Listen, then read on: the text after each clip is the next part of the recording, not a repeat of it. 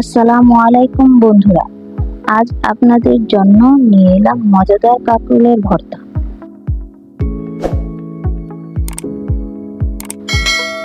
এর জন্য প্রথমে আমাদের কয়েকটি কাঁকরোল নিয়ে তার কাটা কাটা অংশ ফেলে দিতে হবে। তারপর কাঁকরোলগুলো ভালোভাবে ধুয়ে নিতে হবে। কাঁকরোলগুলো ধোয়া হয়ে গেছে। এখন আমি কাঁকরোলগুলো ছোট ছোট করে কেটে নেব। কাঁকরোলগুলো ছোট ছোট করে কেটে নেওয়া হয়ে গেছে।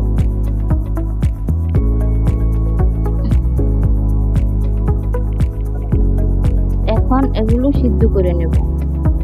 কাঁকরোলগুলো সিদ্ধ করার জন্য পাত্রে ঢেলে দিলাম।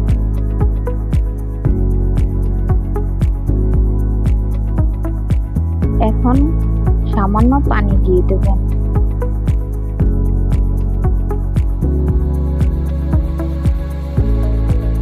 এরপর ঢেকে দেব।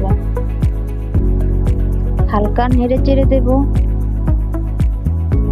পানি শুকানোর আগ পর্যন্ত সিদ্ধ করে নেব। কাঁকরোলগুলো সিদ্ধ হয়ে গেছে। তারপর প্যানে অল্প কিছু তেল ঢেলে দিলাম। 7-8টি মরিচ দিয়ে ভালোভাবে নেড়ে চেড়ে মরিচগুলো ভেজে নিলাম।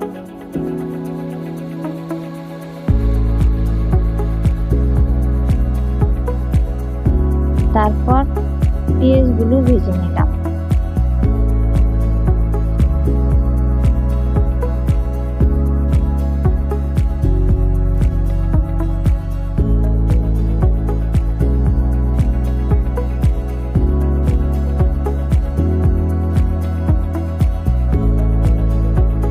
পেঁয়াজগুলো ভাজা হয়ে যাওয়ার পর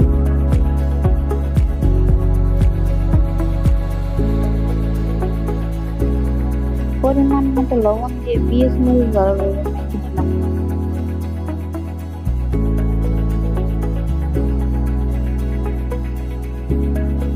মাখা হয়ে গেলে কাঁকরোলের সাথে ভালোভাবে মেখে নিলাম।